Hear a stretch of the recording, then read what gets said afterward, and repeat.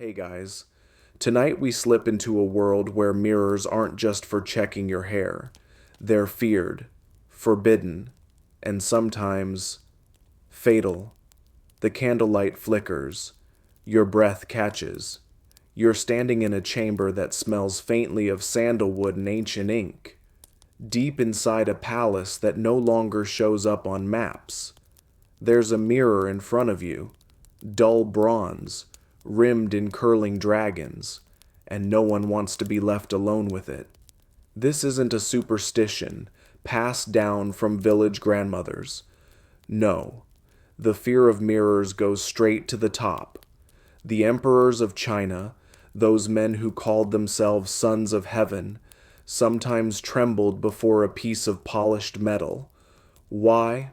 Well, you're about to find out, bros, but fair warning, you probably won't survive this, at least not without a few chills crawling down your spine. So, before you get comfortable, take a moment to like the video and subscribe, but only if you genuinely enjoy what I do here. And hey, drop your city and local time in the comments. I love seeing where and when you're tuning in from. Now, dim the lights, maybe turn on a fan for that soft background hum, and let's ease into tonight's journey together. You step closer to the bronze disc. It's not a full mirror, not like the modern kind with clear silver glass. This one is ancient, heavy, the kind that has to be angled just right to show your face, but once it does, something odd happens. You're not sure the reflection is matching your movements. It's subtle, maybe just your imagination, or maybe not. Welcome to the mind of an emperor. Let's rewind time. You're now in the Han Dynasty, more than 2,000 years ago. The palace is sprawling. Open courtyards under an iron-gray sky. Your robes drag across the damp stone floor. You are not just anyone. You're someone important enough to be summoned to a private viewing. The emperor isn't here yet, but his mirror is. It rests on a lacquered stand, facing the main throne as if it were a second monarch. Around it, silence. Attendants avoid its gaze. A eunuch quietly lights incense, not looking into the polished bronze surface. You're told, without being told, that you must not speak aloud while the mirror is uncovered. It's not decorum, it's fear. See, ancient Chinese bronze mirrors weren't just household items. They were thought to contain power, not metaphorically, literally. Their backs were often cast with talismans, dragons, phoenixes, inscriptions promising long life or heavenly protection. Some even had mysterious patterns that revealed hidden images when light struck them just right. It's called the magic mirror effect. And yes, scientists have proven it works. Even now, nobody fully understands how these 1,800-year-old discs project patterns from their back surfaces onto walls. But to the emperor, this wasn't optics. It was a message from the gods. And if the message was wrong, or if the mirror showed you something it shouldn't, you were in trouble. There's a famous tale from the Tang Dynasty. Emperor Taizong was obsessed with mirrors. He kept one in his bedroom, one in his audience hall, and a third in his private meditation chamber. He claimed that a mirror let him see clearly, act wisely, and correct his own faults. Noble sentiment, right? Except he also believed the mirror could warn him of betrayal. Rumor has it, he once changed a chancellor's fate based on a foggy shape that appeared in the bronze. Historians still argue whether Taizong genuinely believed in mirror omens or used them to justify political firings. Either way, his court learned very quickly, don't make eye contact with the reflection unless you're ready to lose your head, figuratively or not. Now fast forward to your own moment. You glance back into the mirror. For a split second, You're sure you see someone behind you, but when you turn, nothing. Just incense smoke curling through the dim chamber. The fear of mirrors wasn't limited to emperors either. It trickled down into poetry, paintings, and popular ghost stories. Mirrors were thought to capture souls, to trap memories, to reflect not just the face, but the spirit. In Taoist practice, mirrors were sometimes used in exorcisms, placed at doors or windows to bounce bad spirits back into the void. So when you hear that some emperors ordered mirrors to be covered, or even buried with them, it wasn't about vanity, it was insurance, in case something followed them. One emperor from the Jin dynasty, who reigned during one of China's more chaotic civil war periods, was said to have a mirror that showed him not his face, but the face of his brother, the brother he had poisoned, whether it was guilt, hallucination, or something stranger. The emperor supposedly smashed the mirror and refused to see his own reflection for the rest of his short, increasingly unstable life. Still think mirrors are harmless? In this very palace chamber, you can feel the energy, soft, ancient, but watchful. The mirror sits like a witness to centuries. You imagine what it must have seen: ministers trembling before the throne, concubines weeping in secret, emperors pacing in silence with hands behind their backs, afraid to turn and look. And if mirrors hold memory, well, maybe this one remembers you now too. You blink. The reflection blinks a moment later. This is just the beginning. You back away from the mirror, but not too far, just enough to breathe without seeing your face. The bronze surface stares at nothing, yet feels like it sees everything. The room is still, too still. You wonder how something so ordinary, a flat metal disc, could make even emperors lose sleep. But to understand that, you need to go back, not just in time, but into the very material itself, bronze. You're now standing in a foundry outside a warring state's fortress. Centuries before China was even unified. The air here is thick with soot and metallic tang. Workers hammer, cast, polish, and at the center of it all is a sacred object in progress, a mirror not meant for peasants or soldiers, but for someone close to power, maybe even the one holding the mandate of heaven. A mirror like this isn't just made, it's birthed.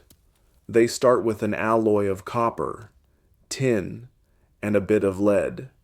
Then they cast it into a mold. The back engraved with dragons, inscriptions, and sometimes celestial maps. It's a precise process. Too much tin and the mirror cracks. Too little, and it won't shine. Once cooled, the front is ground flat, then polished by hand using increasingly fine abrasives. It can take days, even weeks, to get the surface to reflect clearly. There are no shortcuts. When it's done, it doesn't just show your face, it reveals how close you are to heaven. And here's where it gets strange. Some mirrors from the Han Dynasty have an eerie trick. When sunlight hits them just right, they don't reflect your face. They project hidden patterns onto the wall behind you. Characters, animals, divine symbols. These aren't on the surface. They're cast into the back, invisible until the light bends, just so. The effect is accidental, or so we think. Historians still argue whether this magic mirror phenomenon was intentional or the happy result of expert craftsmanship. But to the people holding them, it was sorcery. Proof that the mirror could reveal what was hidden, even from the human eye. You imagine being an emperor in your twilight years. You've ruled for decades. Your court is full of flatterers. You trust no one, not even your own sons. The only thing you trust is this mirror, because it has no reason to lie, until the day it does. One morning, you look into it and see a crack that wasn't there before, a flicker at the edge, a flash of movement in the background that doesn't belong to this room. You call for your ministers. They say the mirror is flawless. You punish the ones who disagree. And now you're not sure. Did you see something, or is the mirror warning you? No one in court sleeps well after that. Back in the modern day, a replica of this type of mirror is housed in a quiet museum in Tokyo. Visitors can still witness the projection effect, an image of a dragon appearing on a blank wall behind the mirror, as if conjured from thin air. No wires, no illusions, just light and centuries of metallurgical skill. You think about how that might have felt in 300 BCE, when everything had a spirit, and your reflection was considered part of your Hun and Po, your soul in two pieces. Mirrors weren't furniture, they were fate. It makes sense that emperors treated them with suspicion. After all, if a mirror can reveal things unseen, what else might it expose? You're pulled into another memory. A young empress, barely 20, sits in front of a small hand mirror. Her hairdresser hums softly as she weaves jade pins through glossy black braids. But the empress isn't paying attention to her hair. She's watching something in the mirror behind her shoulder. A movement? A smirk? A hand gesture exchanged by two eunuchs who don't know she's watching. Within hours, one of them is reassigned to grain storage duty in a frozen northern province. Mirrors were tools of observation, not just for beauty, but for subtle espionage. A concubine could watch another's expression during a royal banquet without turning her head. A noblewoman might catch a whispered insult in the reflection of her tea tray. Even palace guards were trained to study convex bronze shields, which doubled as early security cameras in certain narrow corridors. So maybe the mirror wasn't cursed. Maybe it was just honest. Too honest. But honesty can be dangerous when you rule by fear. You recall a record from the Ming Dynasty. A eunuch, assigned to clean the emperor's chambers, accidentally tilted a mirror to face the door. When the emperor walked in and caught his own startled face, he screamed. He believed the mirror had revealed a traitor. Himself. That eunuch was never seen again. Historians still debate whether that incident ever happened, or if it was a parable written by critics of the court. But regardless, it speaks to a deeper truth. Even the most powerful man in the empire could be unnerved by his own reflection. And why not? In Chinese cosmology, the mirror is more than an object. It's a boundary between yin and yang, life and death, the seen and the hidden. When a child is born, a mirror might be placed beside them to catch harmful spirits. When someone dies, mirrors are often covered to avoid trapping the soul inside. So, you start to wonder, what happens when that mirror is pointed at someone who's already haunted? You glance again at the mirror in front of you now. The same bronze surface? The same dragon motif? Its serpentine body coiling around the rim like a living thing. The metal is cool, but something about it feels warm, breathing. Then the surface ripples. Only slightly. Maybe it was your breath. Maybe not. And just like that, you understand why emperors were afraid of mirrors.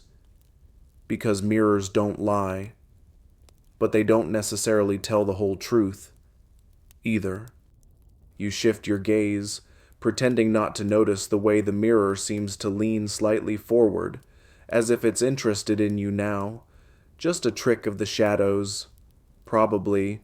You step out of the chamber and into the back corridors of the palace, where the air smells of cedar oil and worn silk. The walls are thin here, partitioned with embroidered screens. Soft laughter filters through them. You're not alone, but you're not supposed to be here either, because this isn't the Emperor's world anymore. This is the domain of women. You're in the harem. Specifically, the inner quarters where the concubines live, eat, plot, and occasionally fall in love. It's a place that men rarely see, and even more rarely understand. But it's also where some of the most dangerous mirrors in the palace reside. Not enchanted ones, social ones.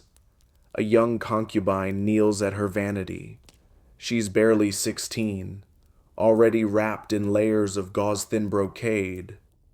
Her hair is coiled high, adorned with gold phoenixes that bob with every movement, but her face is still bare.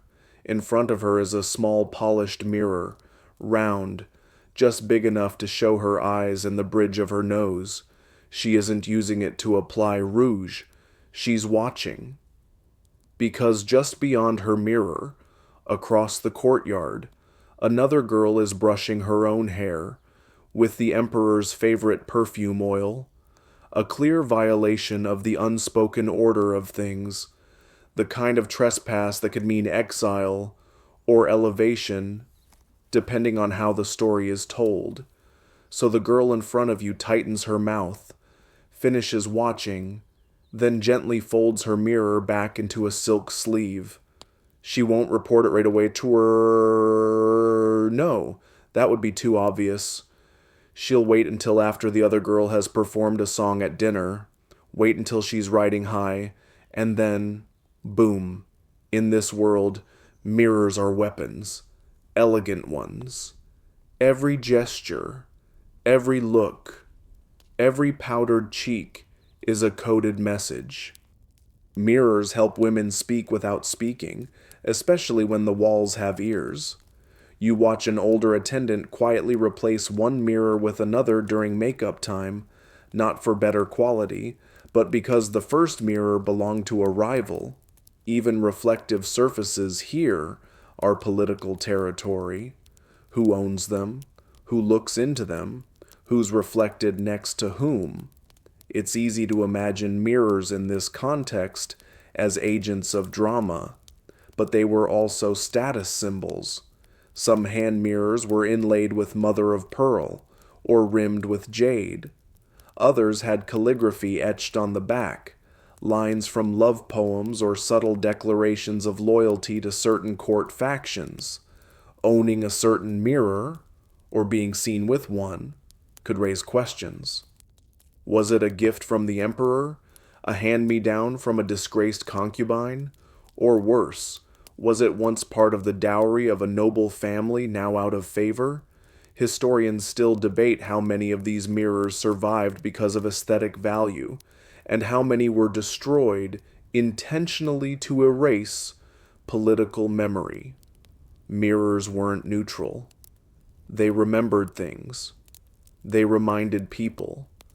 And in a place like the inner court, where your position could rise or fall in the time it took to clip on a jade earring, you had to be careful about what you let reflect you.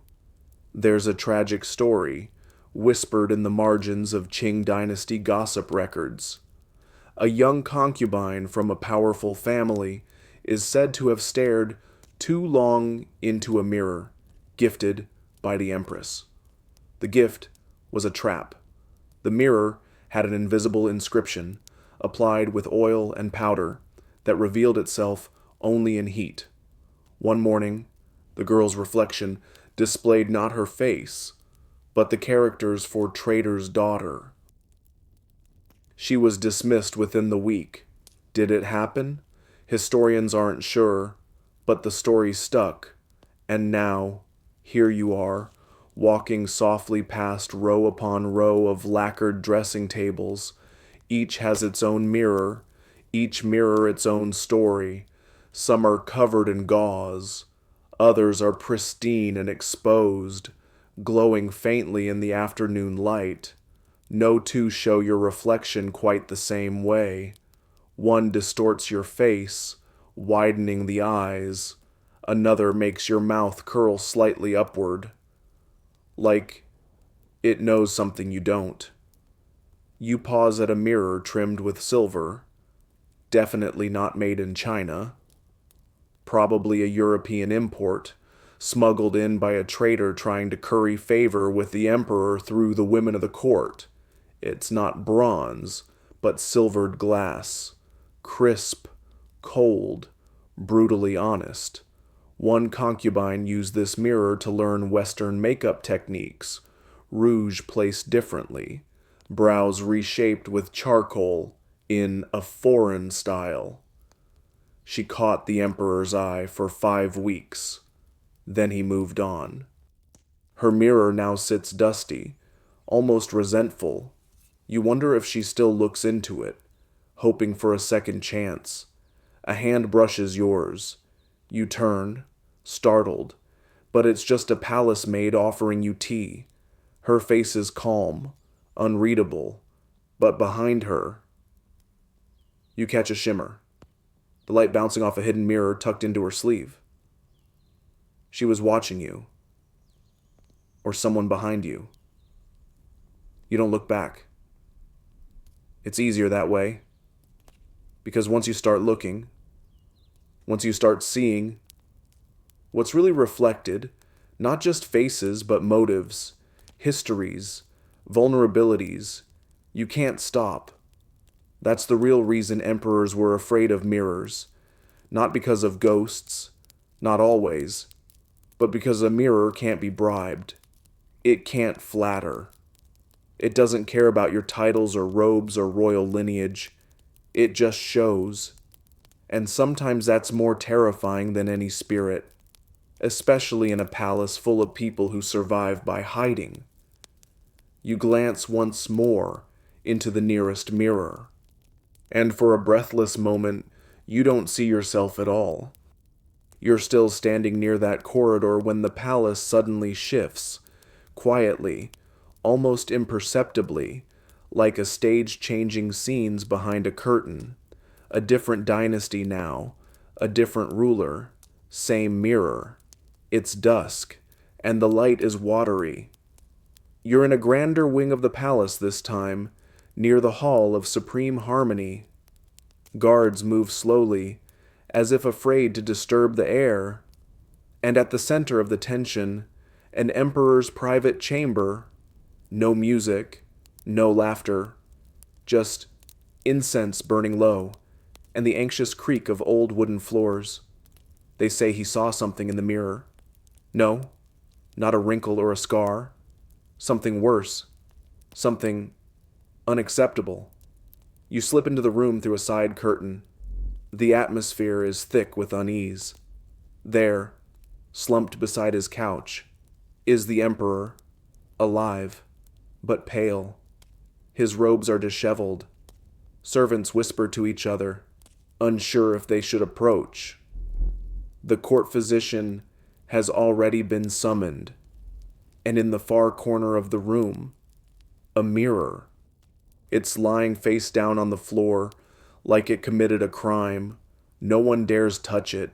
You edge closer, careful not to make a sound.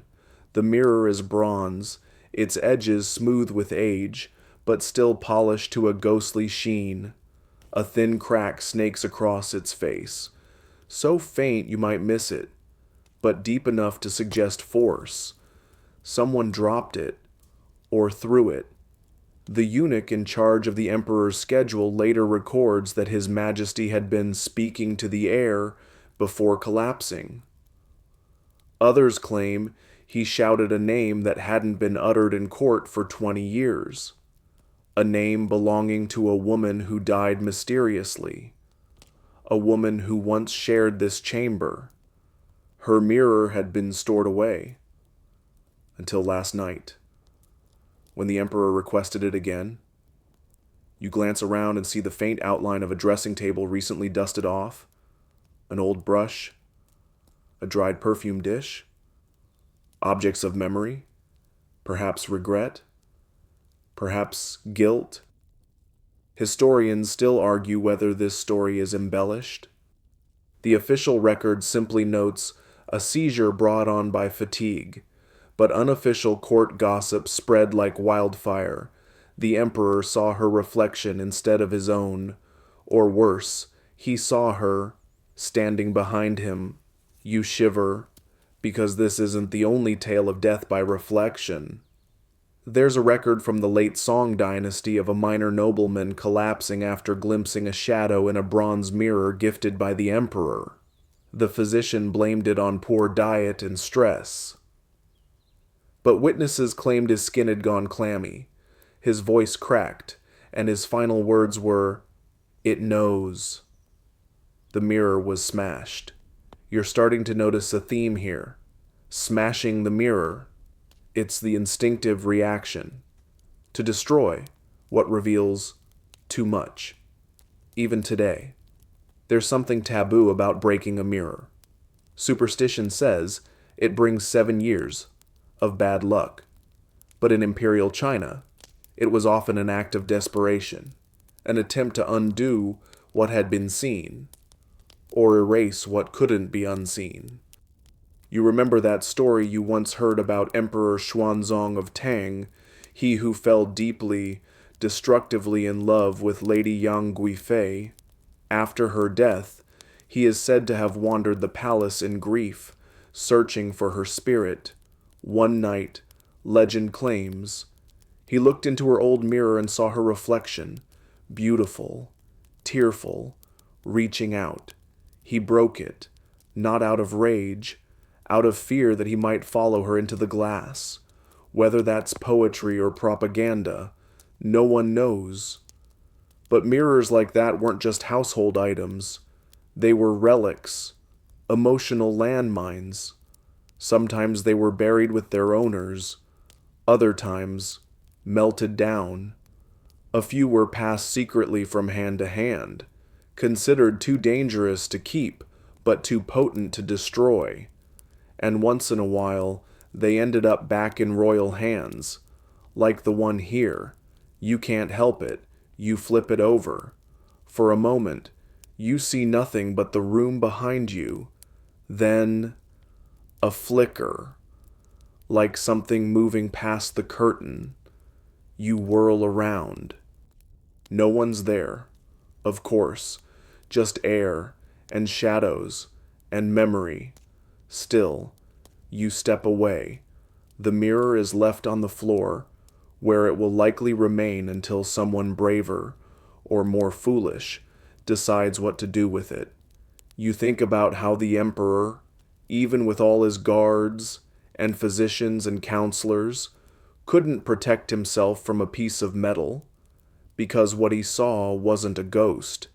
It was something far worse, the truth, a moment he'd tried to forget, a regret too large for even the Forbidden City to contain. And the mirror didn't care if it was painful. It simply showed it. That's the danger. Not spirits or omens.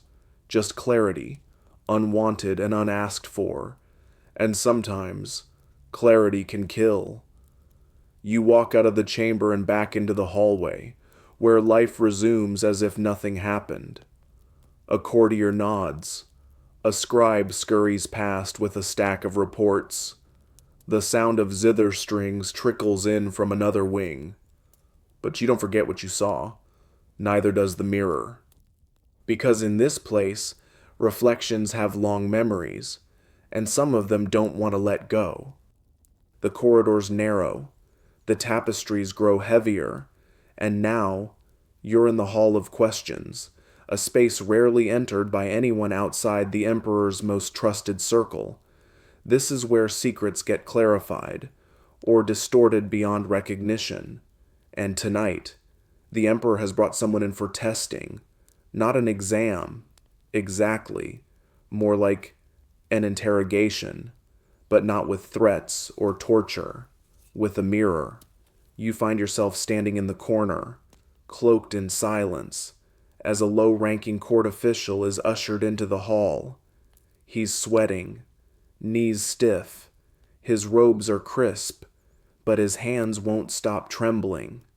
The emperor doesn't even speak. He gestures, and a servant rolls out the mirror. It's placed upright on a wooden stand, like a judge about to preside. At first glance, the mirror doesn't look special, just another bronze disc, polished, circular, a few cranes etched along the back, wings unfurled mid-flight. But this mirror has a reputation. It's said to reveal lies. Not in words, not even in facial expression, but in reflection. If the mirror refuses to show your face, you're guilty.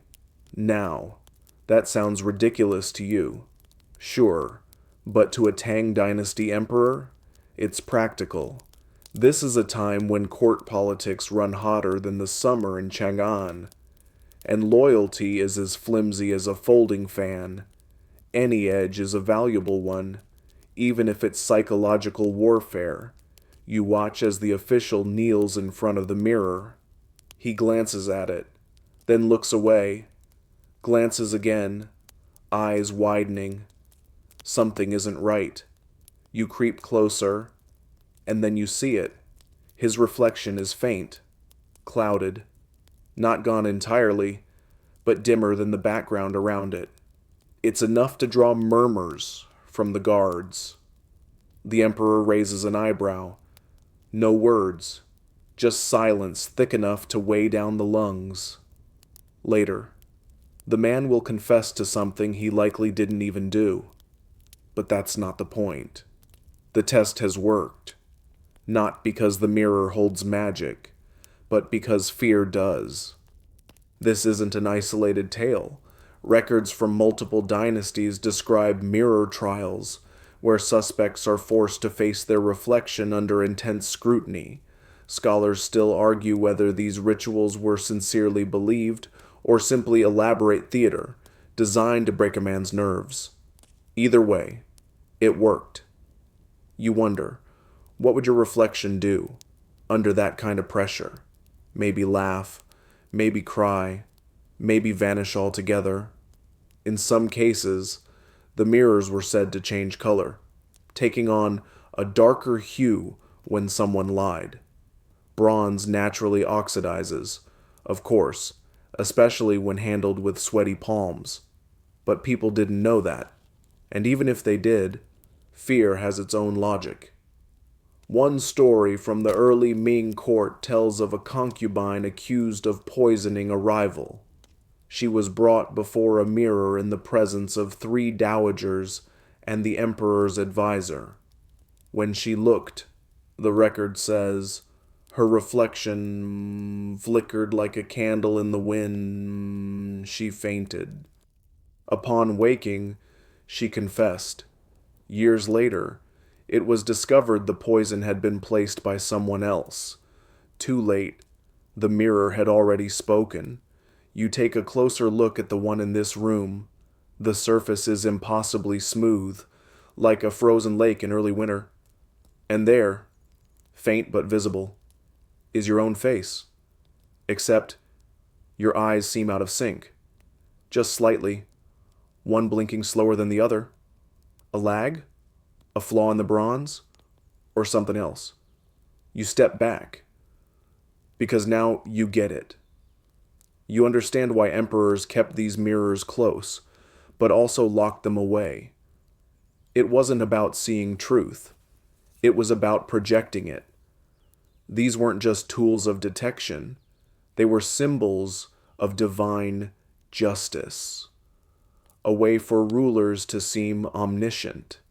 If the emperor's mirror reveals guilt, then surely he rules with heavenly authority. Surely the gods whisper through polished bronze. That was the message. But even emperors doubted it sometimes. A Qing dynasty scholar once wrote that The mirror sees only what the mind allows. A lovely line, but also dangerous. Because what if the mind allows for monsters?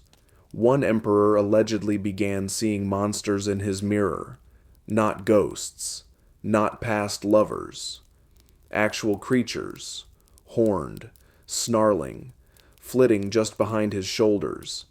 He banned all mirrors from his quarters for the last decade of his reign, spoke only to his advisors in dim candlelight, refused to be seen reflected in water. He may have gone mad, or he may have just seen too much of himself. You let out a slow breath. The room is still again. The official has been escorted out. The mirror remains, waiting for its next target. You lean forward once more. Your reflection is there, unchanged. But behind it, barely visible, is something you don't recognize. A smudge, a shape, something too symmetrical to be a flaw, too still to be movement. You blink. It's gone. For now. You step away. Because in this place, the mirror is not just a surface, it's a test, and not everyone passes. You leave the hall of questions with your heartbeat still ticking in your throat. The echo of footsteps follows you down the corridor, though when you turn, no one is there, just a series of ornate lattice windows and the pale light of the moon spilling through them. And, at the very end of the hallway, a small shrine. Not to a god, to something older. A mirror. It's propped on a dark pedestal surrounded by offerings, a bundle of incense, a few coins, a crumbling rice cake, a child's toy, two, placed there by a nervous servant, maybe, a protection against what this mirror might show. You've entered sacred ground now, not imperial, the Taoist quarter of the palace. This isn't about law or politics. This is about belief.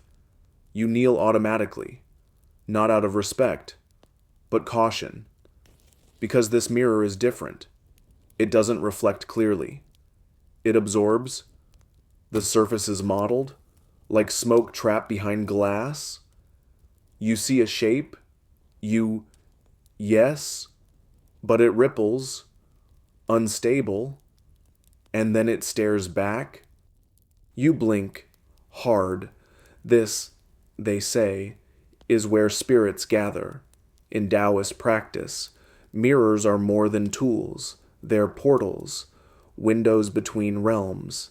That's why they're used in exorcisms, hung above doorways, positioned to bounce bad energy away. Some households even arrange their furniture around the placement of mirrors, avoiding direct angles that might invite wandering ghosts. One imperial manual advised placing a mirror on the eastern wall of a newborn's room to repel nighttime spirits. But here, in the palace, the logic was darker. Mirrors weren't hung to reflect sunlight. They were hung to reveal demons. And not all of those demons came from the outside. There's a passage from the Zhenjing Dao, a Taoist scripture, that says, "The mirror shows not your face, but your fate." It's poetic, but also literal. Practitioners believed that if a person's soul was out of balance, if their yin and yang were misaligned, it would show up first in their reflection. Some high-ranking priests in the Tang and Song dynasties were tasked with performing mirror readings on members of the court. They weren't fortune tellers. They were spiritual auditors. If your reflection flickered, warped, or, worst of all, disappeared, it meant you had been touched by a ghost or were carrying one. You scoff internally, and yet you still haven't stood up. You peer again into the smoky surface. This time, your reflection is clearer, but wrong. The mouth is too still, the eyes too knowing. You reach to touch your own cheek, and the reflection's hand lags behind. Just a trick of light, just old bronze. Right? Not everyone agreed. The Ming court had a monk who refused to look into mirrors at all. A tall, thin man with a sharp voice and watery eyes. He wore his hair long and unbound, an oddity at court. When asked about his refusal, he said only, "I've seen what lives behind them." No one pressed him further. One winter, he was summoned to examine a mirror that had begun to whisper at night. That was the word the palace maids used. Whisper. The room had no wind, no animals, and no explanation. The monk walked in, examined the mirror in silence, then ordered it to be sealed in lacquer and buried in an unmarked plot beyond the city walls. No record of what he saw, just a note in the court registry that read, "Mirror retired from use due to spiritual instability."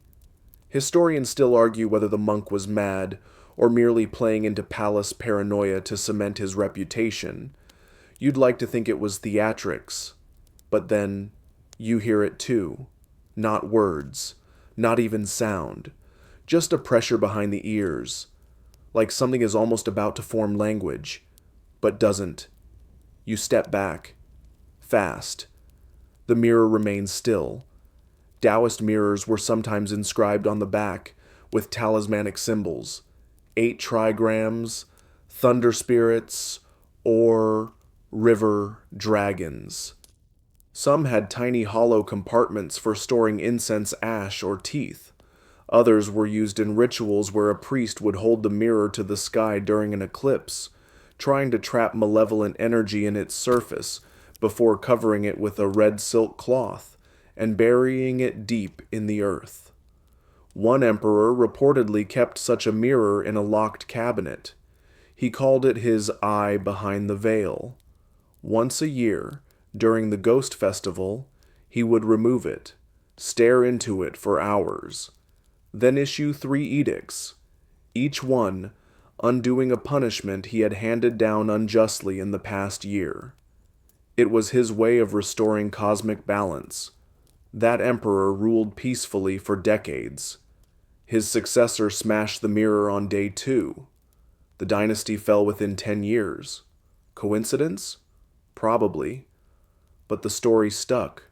You linger a moment longer in the shrine. The incense is burning low. A small draft rustles the offerings. Your shadow dances behind you. So does something else. But when you turn, there's only the mirror. And you, and something just behind you that doesn't move when you do. You stand, carefully, because you're beginning to understand why emperors weren't just afraid of what mirrors showed. They were afraid of who was watching.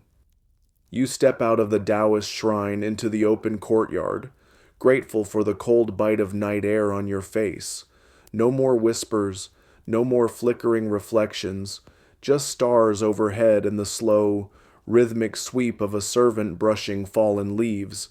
But you know better than to relax completely, because the scariest mirrors aren't the ones that whisper, they're the ones that seduce. You follow a winding corridor back into the imperial residence, this time through a side door once reserved for the emperor's private garden strolls. That entrance, historians say, was locked after the fall of a certain dynasty, not because of war, because of what happened inside the emperor's study. This one was different. He wasn't afraid of his mirror. He was obsessed with it. You're in his chamber now, and everything is bathed in the warm glow of oil lamps. There's a faint trace of perfume, ambergris and cassia bark. A zither lies silent by the window, and in the center of it all, the emperor, sitting alone, hunched slightly forward, gazing into a mirror as if it holds the only truth that matters.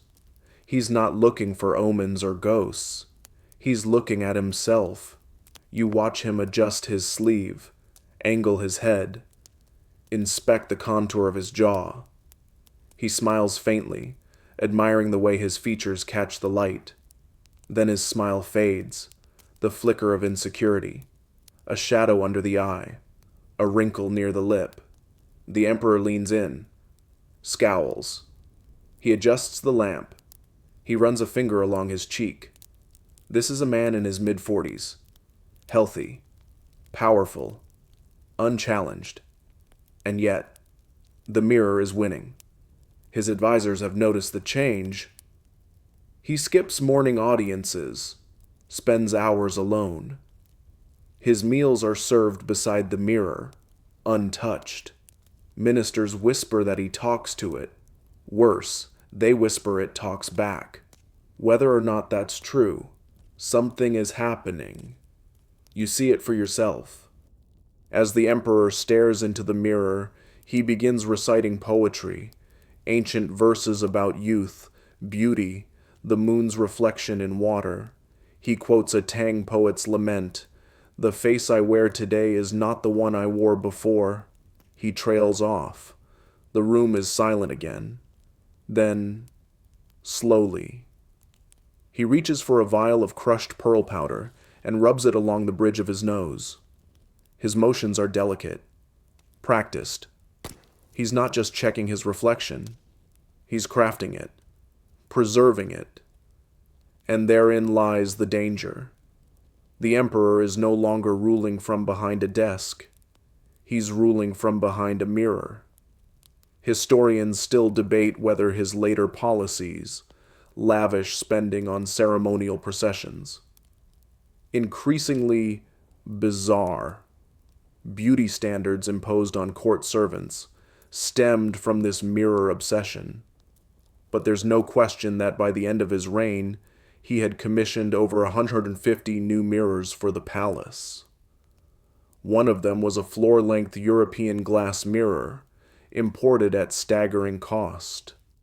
It was rumored to give the most unforgiving reflection possible. That's why he wanted it. He wanted the truth, even if he couldn't handle it. And eventually, he couldn't. There's a recorded incident where he ordered a favorite concubine whipped, not for any offense, but because she looked too tired beside his reflection. Her exhaustion, he claimed, interrupted the harmony of the room. She died within the week.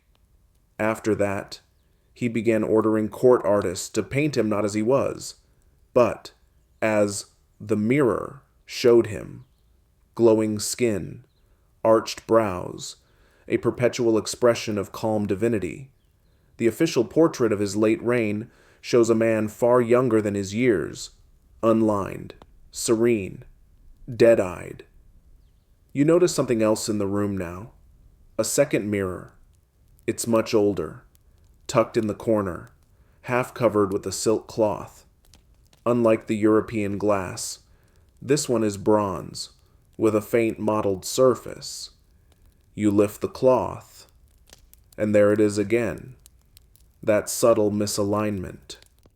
The expression not quite yours, the eyes blinking a fraction too slow. You glance back at the Emperor. He's still seated, still adjusting his reflection, lost in it, like Narcissus staring into the pool, but with a crown, not drowned in water, drowned in vanity. The tragedy isn't that he feared the mirror, it's that he trusted it too much. You remember a passage from a Song Dynasty court journal? The mirror is a river that flows only inward, swim too long, and you forget the world outside. And that's exactly what happened here. The Emperor slowly stopped seeing his ministers, even his own family. Only his face mattered, his version of reality. If the mirror reflected him as calm, then everything must be fine. If it showed him smiling, then his policies were wise. If it didn't show bloodshed, then the rebellion in the South must be under control. It wasn't. He died staring into his mirror. The official record says, heart failure. His chamberlain's private notes say he collapsed reaching for a comb to fix a strand of hair that had fallen out of place. Either way, when they found him, the mirror was cracked, not shattered, just split, like it could no longer carry the weight of the illusion. You turn now, ready to leave the room. But before you go, you glance one last time at the Emperor, still there, still staring, and for just a moment, no more than a blink, you swear you see yourself reflected in the glass behind him. You're older, tired, alone. Then it's gone, and you wonder, was that his fate or yours? You move through the palace like a shadow now, guided by instinct rather than direction. The deeper you go, the more the air smells of camphor and secrets. You're beneath the main halls now, where stone corridors echo with water drips and sandalwood fades into damp dust. This part of the palace isn't for royalty, it's for those who serve them, and those who spy on them. You find her in a linen-colored tunic, sleeves rolled back to the elbows, a court maid, 17, maybe 18. Her hair's in a simple bun, not elaborate enough for a concubine, too neat for a kitchen girl. She's seated on a low stool in a side chamber, grinding dried plum pits for cosmetic paste.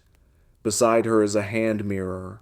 Its bronze face catches the lamplight, casting a ripple across the wall. At first, you think she's using it to check her skin, but no, her eyes aren't on herself. They're watching the reflection, a doorway behind her, footsteps, the swish of an embroidered robe passing by. She tilts her head slightly, innocent, almost bored, and continues grinding, but her eyes never leave the mirror. The person in the hallway hesitates, then moves on. She exhales. The mirror returns to stillness. You've just witnessed a court trick that isn't in the official records, but was passed down in whispers among the servants and scribes. The use of mirrors not for vanity, but for intelligence. In a world where looking someone directly in the face could be a challenge to status or protocol, the mirror became a loophole, a quiet accomplice, a reflective rebellion. You step back, letting the moment linger. The girl dips her brush into the plum paste and begins drawing on a square of silk. At first, it looks like makeup practice, but then you realize it's a code, a cipher, masked as rouge design. She's copying something she saw in the mirror. The palace was filled with rules. Who could speak? Who could move? Who could breathe in front of whom? But mirrors made space for invisibility, a flick of the wrist, a lip reading, a hidden letter reflected backward in the silver dish used to mix perfume oil. Historians still debate how organized these mirror-based spy networks were. Some say it was accidental, a survival tactic that emerged among the lowest-ranked girls.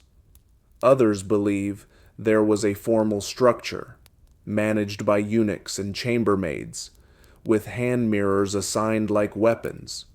What we do know is that certain mirrors were passed hand to hand with quiet reverence, not because they were beautiful, but because they were placed just right, on a windowsill with a view of a royal corridor, in a storage room adjacent to the treasury, hung low enough to reflect the surface of scrolls laid out by imperial secretaries. You hear stories of mirrors being used to confirm meetings between forbidden lovers, to watch ministers forge signatures, to catch a concubine bribing a guard with a silk pouch of ground pearl dust. One day, a maid placed her mirror beneath a bronze incense burner. It showed the movement of feet under the curtain in the emperor's private quarters. Those feet, according to her, didn't belong to the emperor's wife. She was never seen again.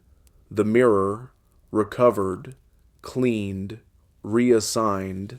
In one particularly chilling case, a eunuch was found dead with a mirror clutched in his hands, still warm from the candlelight. When held at just the right angle, it reflected a crack in the floorboards behind the chancellor's desk. That crack hid documents exposing a conspiracy. They were gone by the time anyone arrived, but someone had seen them, reflected, reversed, burned into memory. You pause at another chamber. This one is darker. A single candle burns near the edge of a basin filled with water. Floating on the surface is a mirror, carefully balanced, like a lotus leaf. The image it reflects is upside down. The hallway behind you, you're being watched. But you knew that already. It's never quite clear whether the mirror in this context is friend or foe. Is it keeping secrets for you or showing them to someone else? The maid finishes her cipher, folds the silk, and slides it beneath her sash. She picks up the mirror, wipes it gently with her sleeve, and tucks it away into a hidden fold of her robe. Then she's gone, like she was never here, and all that's left is a stool, a cold basin, and the echo of something important, something too delicate to say aloud, but too dangerous to go unrecorded. You touch the edge of the mirror basin. It's cold, but the water underneath stirs ever so slightly, because even in silence, reflection moves. The next chamber you enter feels wrong, not cursed, not haunted, just too much, too polished, too symmetrical, too still. You're inside what the court once called the Chamber of Reflections, but it isn't poetic. It's literal. The room is lined with mirrors, floor to ceiling, bronze and silver, old and new. Some are round and smooth, others square, edged with enamel or jade. A few lean slightly, catching your reflection at strange, unflattering angles. Everywhere you turn, there you are, again and again and again. This is not a dressing room. It's a trap. The emperor who built this room did so in the late Qing dynasty. His reign was marked by paranoia, assassination attempts, betrayals, concubine infighting, even a eunuch accused of casting sorcery spells with paper dolls. He began to suspect that no one in the palace was truly loyal, so he built this place, 1,000 reflections. To watch them all, the court records refer to it as the observation hall. But unofficially, it was called the mirror maze. He would bring in officials one by one, seating them in the center, then asking questions, personal ones, dangerous ones. The goal wasn't to get answers. The goal was to see who flinched. Because when you're surrounded by yourself, 12 times over, there's nowhere to look but inward. You step further inside. Immediately, your senses begin to warp. It's not just your face you see. It's your back, your side, the top of your head. Your reflection walks faster than you, stops slower. At one angle, your smile looks cruel. At another, uncertain. You start to understand the emperor's logic. A man might be able to fake his words, hide his emotions, but could he control his reflection in every direction? Historians still argue whether this room was built for psychological warfare or for some deranged art of self-reckoning. Perhaps both. Perhaps neither. But stories survive of what happened here. One tale tells of a minister accused of hoarding bribe money. He was brought to the mirror room. The emperor asked him a simple question. "What do you see?" The minister answered, "Myself, Your Majesty." The emperor replied, "Then you have learned nothing." The man was dismissed from office that evening. In another version, a concubine was brought here after being accused of poisoning another woman's tea. When she stood in the room, her reflection was noted to be out of step. Everyone else blinked normally. She did not. She vanished within a week. You reach out to touch one of the mirrors. It's warm. Too warm. A trick of the lamplight. Maybe. Or maybe something older. You remember, many bronze mirrors in ancient China were deliberately made convex. That bulge distorts the reflection just enough to make you question yourself. Your face appears too close. Your movements seem exaggerated. It was meant to be symbolic, a reminder of your ego, always larger than life. But in here, surrounded by dozens of convex mirrors, the effect becomes unsettling. Your features bend, multiply, dissolve, and then, in one mirror, just one, you see a version of yourself turned slightly out of sync. Not much, just a twitch of the eyebrow, a moment's delay in the breath. You freeze. The mirror version smiles faintly. You do not, and then it's gone. You check the others. All normal again. Just you, and you, and you. No ghosts. No assassins. Just too many faces staring back. You begin to understand why the emperor eventually stopped using this room. According to his servants, he entered it nightly during his final year. And one morning, they found him asleep on the floor, muttering in his dreams. He was repeating the same phrase over and over. "It sees me before I arrive." After that, the room was sealed. Until now. You step toward the center platform. Still there. Still lacquered, black, and shaped like a lotus bloom. From this spot, you are reflected perfectly in every direction. High, low, left, right. Each mirror tells a different truth. In one, you are regal. In another, frail. In a third, you are a stranger. The bronze mirrors, those older ones, have darkened with age. Your image in them is soft, blurred, ghost-like. You see yourself not as you are now, but as someone halfway between memory and myth. Then a candle flickers, and all the mirrors seem to breathe. You leave. Quickly. Because this room doesn't want an audience. It wants a confession. And it doesn't care whether you give it willingly or not. You find yourself in a quieter corridor now, deeper in the administrative wing of the palace. The drama of court life hangs here like smoke after a fire, present, but fading. No zither music, no incense, just a long echo of footsteps and the rustle of scrolls being sorted behind lacquered doors. And then, a sharp sound. Crack. You turn the corner and find a group of officials standing in tight formation, like birds caught mid-flight. In the center of the room, a shattered mirror, its pieces scattered like teeth across the stone floor. Nobody moves. Not even the eunuch sweeping nearby dares make eye contact. The mood? Less oops and more offering.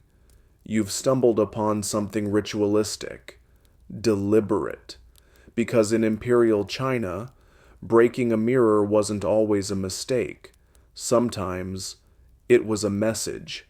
One of the senior advisors steps forward, slowly, with the weight of performance, and drops a final sliver into a porcelain bowl. It lands with a sound more final than a gavel. This isn't cleanup. It's judgment. The broken mirror was once a ceremonial piece, bronze-backed, with a phoenix etched into its base. It was placed in the outer court, facing the hall of judicial inquiry. Officials passed it daily, Each glance a reminder. Reflect honestly before speaking. Today, someone spoke dishonestly, and this is the result. You learn that the mirror was deliberately shattered following the dismissal of a minister accused of falsifying tribute records. Rather than a public flogging, the emperor ordered the destruction of the mirror, symbolically condemning the man without saying a word. Because here's the thing, in this court, actions whisper louder than decrees. A broken mirror meant disgrace. Sometimes it meant erasure. There's an old story from the Song dynasty of a concubine who angered the empress. No public confrontation, no exile, just the quiet removal of her mirror from the inner hall, followed by its ceremonial smashing.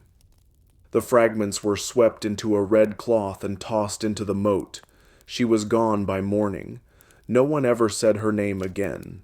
Historians still argue whether this mirror ritual held legal standing or was more of a social tool, a kind of visual rhetoric for the illiterate masses in court.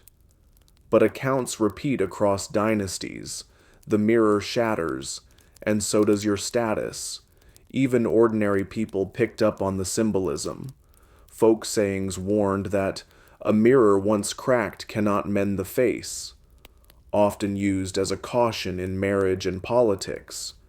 But in the imperial court, it carried sharper edges. You look again at the floor. The shards catch light. Each one shows a different sliver of face.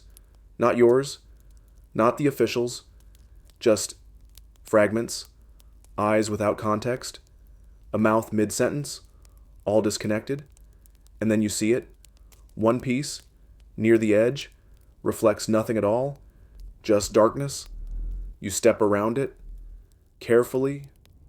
A eunuch approaches with lacquered tongs. He's not allowed to touch the pieces with his bare hands, not because they're dangerous, but because they're now contaminated, spiritually and politically. To handle them casually would be to invite bad luck, or worse, the emperor's suspicion. You ask one of the scribes, softly, how often this kind of ritual happens. Not often, he replies, but always when someone important falls. The mirror, in this context, becomes a scapegoat. You can't humiliate a prince or a minister in full public view, but you can crack his reflection. You can remove his likeness from the walls. You can imply that he no longer belongs in the world of the scene, and just like that, he becomes a ghost. One tale, perhaps apocryphal, perhaps not, tells of an empress who had a mirror shattered every time she miscarried, not out of grief, but control. The mirror was blamed for reflecting an unbalanced womb, drawing too much yin energy. Eventually, the mirror stopped breaking, and so did her pregnancies. Or so the story goes. You step back as the final shard is collected.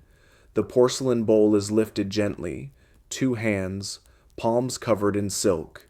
It will be taken to a kiln, melted down, recast, maybe into a coin, maybe into another mirror, maybe into something more dangerous.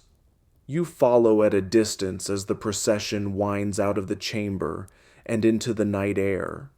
No mourning, no tears, just a mirror's end, and the quiet understanding that in this world, even your reflection isn't yours to keep. It can be broken, rewritten, buried. You glance at the windows as you pass. The glass is thin and warped. Your face appears in them briefly. Too long, too narrow, too unfamiliar. You look away, because sometimes it's not the mirror that breaks, it's you. You wake the next morning to a subtle shift in the palace atmosphere, something different in the rhythm of footsteps, in the way courtiers clear their throats, in how the wind tugs a little harder at the silk banners over the rooftops. Change is coming, and with it, glass. You're in the late Ming Dynasty now. The empire is older, richer, and far more connected to the outside world than it was a century ago. And foreign things are starting to slip through the gates. Jesuit scholars, painted fans, clocks with too many bells, and mirrors. But not the bronze ones you've seen so far. No, glass mirrors, thin, flat, cold, unsettling in their sharpness. The one in front of you now is European, likely Venetian, maybe Dutch. It's silver-backed, encased in a wood frame that smells faintly of sea travel. A trade gift from a foreign envoy, offered with bowed head and flourishing gestures. One of many tokens meant to impress a ruler said to be equal parts divine and unknowable. At first, the emperor had laughed. "What's the point of such a mirror," he'd said, "if it shows me exactly what I am?" But then, he looked again, and didn't laugh the second time. You watch as palace artisans try to mount the mirror on a lacquered wall. It doesn't sit easily. Too modern, too jarringly precise. Beside it, a traditional bronze mirror seems soft and poetic, like a dream remembered after waking. The glass, by contrast, is all sharp lines and harsh daylight. And yet, the officials can't stop staring. Neither can you. Because the glass doesn't just show a face, it shows flaws. Every wrinkle, every hesitation, every flicker of doubt. The bronze mirrors had offered a soft buffer, a slight, forgiving haze. But this is judgment incarnate. The emperor begins using it daily, not to admire himself, but to interrogate his presence. He starts changing his robes, choosing darker colors that reflect more gravely. He trims his beard shorter, straightens his posture. His calligraphy shifts too, once fluid and ornamental, now tighter, more rigid, more self-aware. You learn that he moves the glass mirror from his audience hall to his bedroom, then back again. He calls it the foreign truth. He claims it keeps him humble. But servants whisper that he's become nervous, fixated on how others appear beside him in the mirror. Who glows, who fades, who disappears entirely under a certain angle of lamplight. One evening, he orders 2 ministers to stand behind him while he gives a decree. He watches their reflections instead of their faces. Within a week, both are exiled. Historians still argue whether this marks the beginning of a deeper psychological decline, or just another layer of imperial paranoia. But there's no doubt the glass mirror marks a turning point, not just in material culture, but in how power sees itself, because suddenly the court has a new metric of trust. Who dares look into the foreign mirror, and who avoids it? You see a concubine, usually bold, usually coy, pause outside the door to the chamber where the mirror is kept. Her smile falters.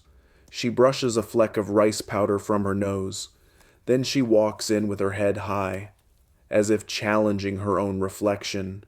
Another girl follows, hesitates, looks once, then excuses herself, claiming illness. She is gone by the end of the season. One of the emperor's sons insists on using only bronze mirrors in his wing, calling the glass unnatural. His brother mocks him for this, until he himself stares too long and begins scratching at a spot beneath his eye that no one else can see. He scratches until it bleeds. No one mocks after that. The arrival of glass mirrors also changes the spatial politics of the palace. Rooms are redesigned to accommodate the flat. Large surfaces. Drapes are adjusted to control glare. Some servants begin polishing their faces obsessively, now that imperfections are harder to ignore. A strange quiet falls over the palace women, those who once posed beside soft candlelight, now wary of morning sunlight turning their features cruel. You walk past a small mirror resting on a dressing table. In it, your face is clearer than ever. So clear, in fact, that you catch yourself leaning in just to make sure that nothing extra is visible behind you. Because the one thing that doesn't change, even with glass, the fear. If anything, it's worse now. Because this mirror leaves no room for interpretation, no poetic blurring, no spiritual fog. It is the world as it is. And that, in a palace built on image and illusion, is the most terrifying thing of all. You back away. The mirror remains, watching, recording, waiting for someone else to flinch. You step lightly through a side door, and the world shifts again, not into the corridors of power, but into the folds of powder and perfume. The Empress's quarters. Here, the air is sweet with magnolia oil and honeyed smoke. Not heavy, not cloying, just soft enough to blur the edge of the day. Silks hang like clouds from carved lattice screens, and scattered across a low lacquered table are the tools of an empire's most delicate rituals. Rouge pots, comb sets, and, of course, mirrors. Not just one. Several. Hand mirrors. Some round. Some almond-shaped. Standing mirrors propped on velvet cushions. A rare glass mirror tucked behind a gauze veil. Each one positioned with surgical care, as if their reflections might cross wires and cause sparks. You watch as the Empress prepares for the evening ceremony, not alone, of course. 5 ladies in waiting work in perfect silence, moving around her like petals in slow wind. One powders her forehead, another trims her nails. A third tilts a mirror just so, allowing the Empress to study herself from an oblique, indirect angle, never head on. That's not the goal, because for her, this isn't vanity, it's strategy. She's not just applying color to cheeks, she's building an image, an aura, a reflection of harmony, fertility, elegance, all the roles she's expected to embody at once. And the mirror? It's the final judge. You realize that in this chamber, mirrors are not feared. They are used, controlled, chosen. The Empress has her favorite, a wide bronze mirror with a dragon carved across its back. She believes it softens her mouth. Another she refuses to use, convinced it sharpens her brow too much, giving her a look of hidden anger. One of the maids once tried to swap them. She now polishes boots in a northern garrison. You glance at the arrangement again and notice something unusual. One mirror is turned inward, toward the wall, not broken, not covered, just hidden. A question hangs in the air. You ask, quietly, why it's facing away. The oldest handmaid answers without looking up. It's not the mirror that's bad, just what it remembers. You don't ask more, because in this world, memory and reflection are twins. And sometimes mirrors hold on to images long after the people in them are gone. Still, not everything here is ominous. Some of it is oddly charming. A small bronze mirror, no larger than your palm, has tiny characters etched along the rim, lines from a romantic poem, reversed so they read properly only in reflection. A gift from the emperor, perhaps, or an earlier lover before marriage. Another has a flower pressed into the back, decades old, now paper thin and brittle. A keepsake, maybe, from the day she was selected, or the day she was not. Then there's the ritual mirror. It doesn't reflect the Empress at all. Instead, it's used during fortune telling for placed beside a water basin and a sprig of mugwort.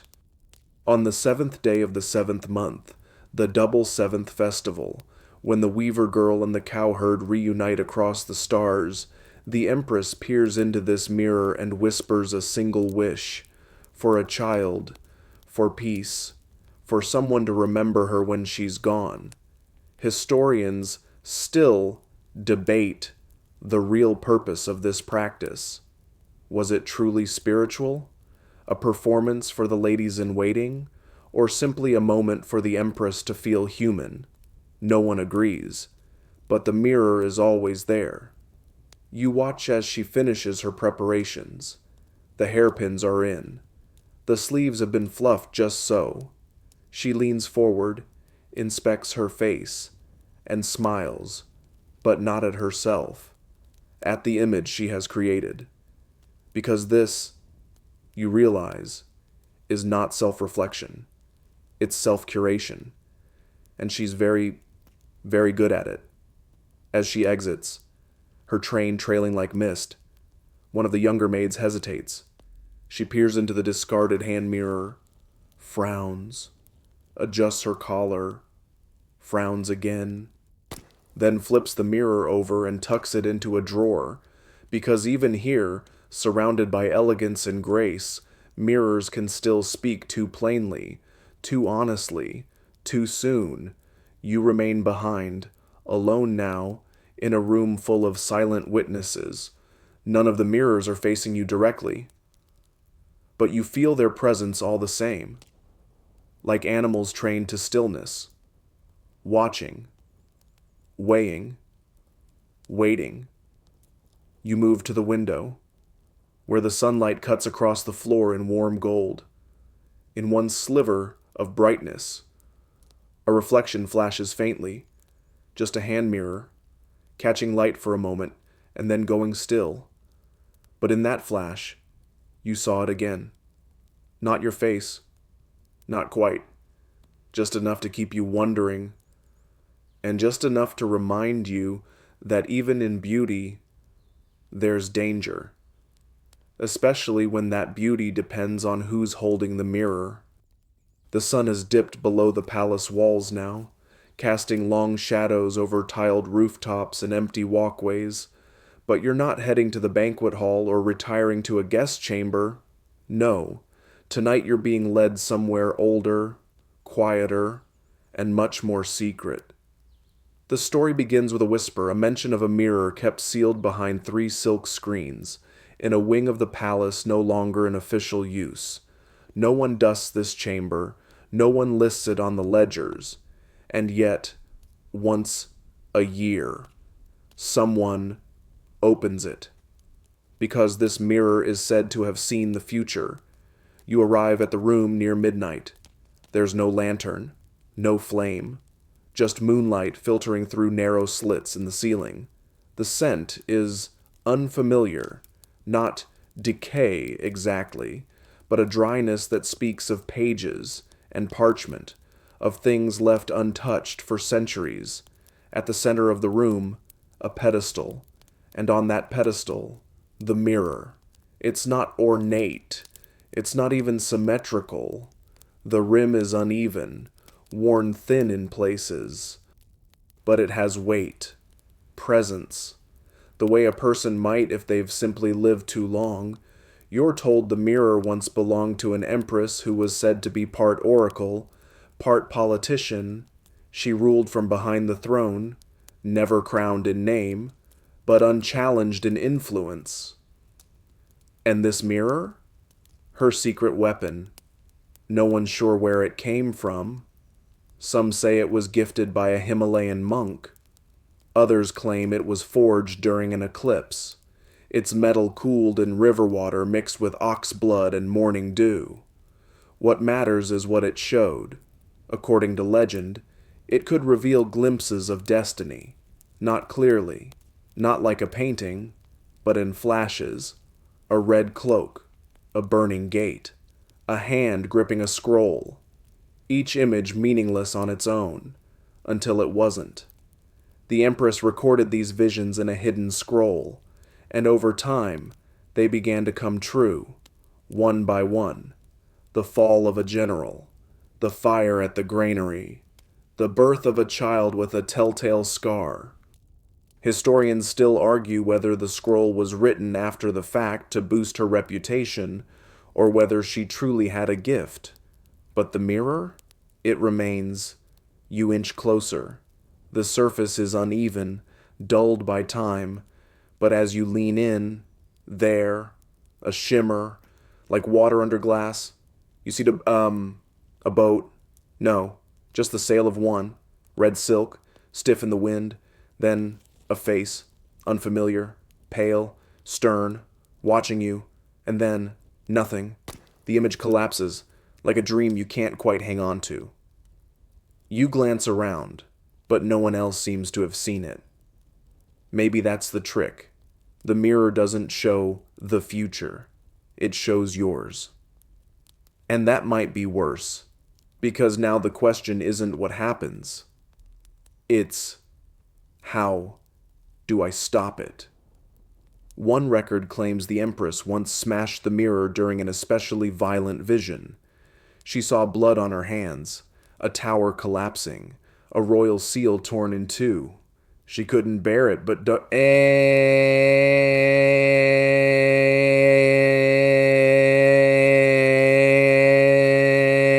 next morning, the mirror was whole again. They say you can't destroy what reflects destiny, only delay it. After her death, the mirror was locked away. Successive emperors feared it. One left a note. A mirror that shows tomorrow is a mirror no man should own. Yet none dared destroy it. Instead, they simply kept it hidden, out of sight, but never forgotten. Even now, a eunuch sweeps the floor here once a year. A concubine leaves lotus petals on the threshold. A curious child once slipped through and came out silent, wide-eyed, unwilling to ever speak again. Some say the mirror showed her something that hadn't happened yet. Some say it showed her something that already had. You look again. Just a flicker.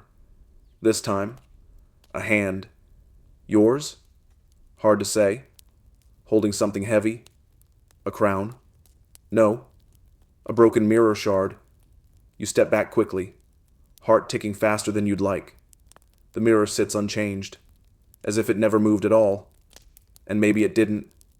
Maybe the real movement is in your mind, now infected with possibilities and fear, because seeing the future isn't about knowing what will happen. It's about never being able to unsee it. You walk away, trying to forget. The mirror doesn't follow. It doesn't have to. It's already inside you now, waiting. You leave the prophecy mirror chamber behind, though it lingers in your thoughts like the aftertaste of something sweet that turned bitter halfway through the swallow. The palace has gone quiet, eerily so. The wind, once a gentle companion, now sounds like breath in the corridors.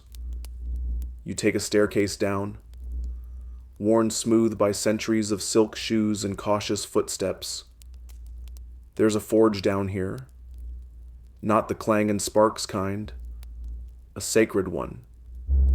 You're about to learn how the Emperor's mirrors were made, and why their creation was as feared as their reflection. The room you step into is dim, but not abandoned. Old fire pits are cold now, but the air still holds the iron scent of something heavy, something sacred. Tools line the wall, bronze ladles, polishing stones, tiny etching knives carved from bone, and in the center, a casting mold, shaped like a mirror.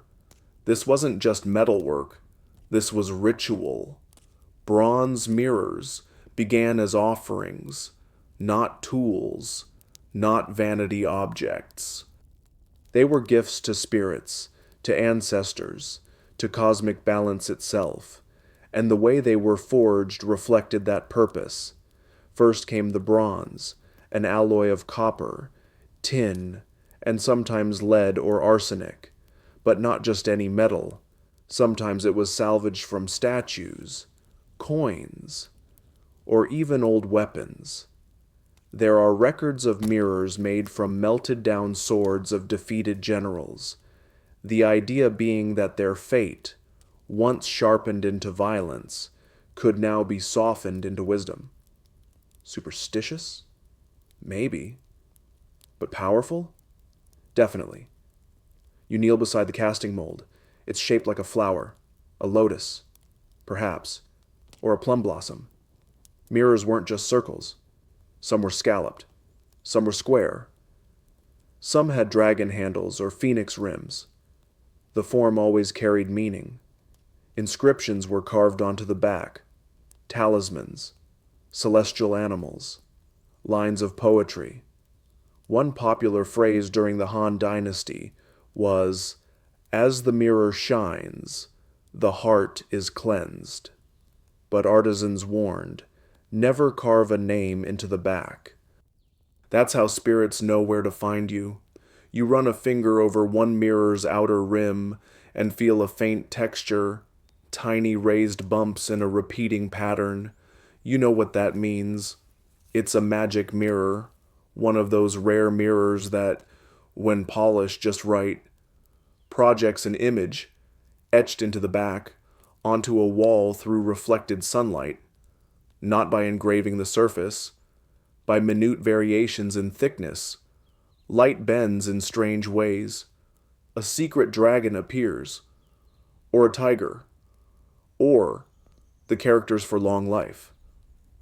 Historians still argue whether this was intentional engineering or a happy accident of the lost wax casting method. Modern physicists can't replicate the exact formula, but to the emperors, it wasn't science. It was revelation. The mirror didn't show the symbol. It revealed it. One mirror, cast during the reign of Wu Zetian, the only woman to rule China in her own name, was said to display the word heaven when held at just the right angle. It was sealed in a shrine after her death. It has never been found. You sit beside the cold forge and imagine the process, molten bronze poured carefully into a mold, watched by both smiths and shamans. A miscast mirror wasn't discarded. It was buried in salt or tossed into a river to avoid bad luck. The good ones? Polished for weeks using fine stones and herbs, their surface rubbed with magnolia oil, then ash, then more oil. A mirror wasn't done when it reflected your face. It was done when it reflected your fate. One emperor, paranoid and newly enthroned, demanded a mirror cast from the bells of a destroyed Buddhist temple. His advisors protested. The bells were sacred. He ignored them.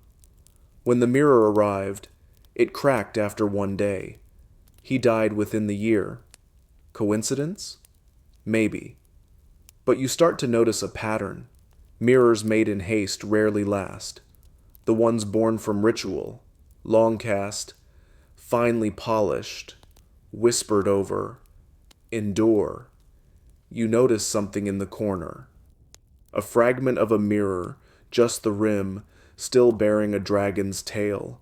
Its surface is dull, long forgotten, but when you tilt it just right, a flash of something appears, maybe a symbol, maybe a stain, but it's not yours. You weren't reflected in it. You were watching it.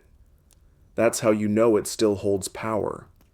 You think back to all the mirrors you've seen so far, the emperor's toy, the concubine's weapon, the oracle's burden, but it started here, in fire, in metal, in a whisper between smoke and shape, because a mirror, in this palace, isn't just a thing, it's a creature, forged, fed, feared, and now it knows your face. You leave the forge with ash clinging to your sleeves and something else clinging to your mind, a thought you can't shake. If a mirror can be forged to hold a shape, can it also hold a sin? You climb back up into the heart of the palace, where the air is rich with ceremony.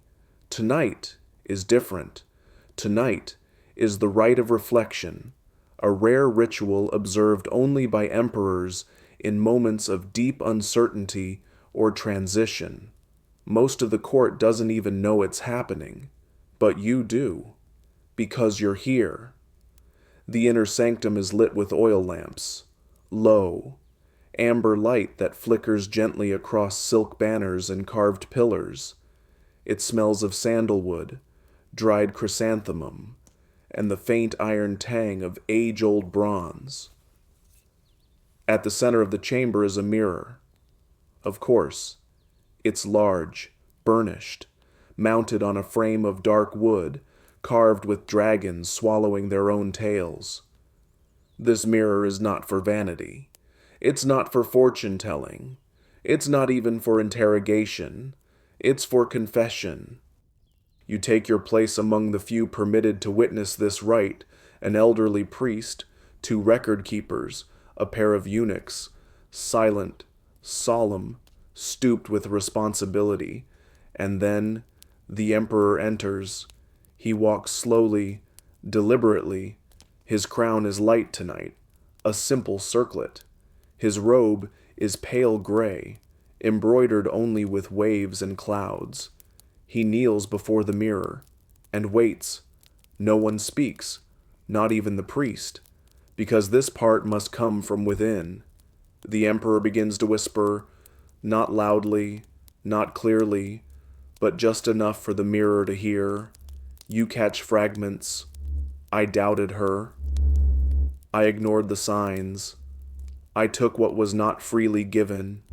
Each sentence lands not in the room, but in the air, just before the mirror.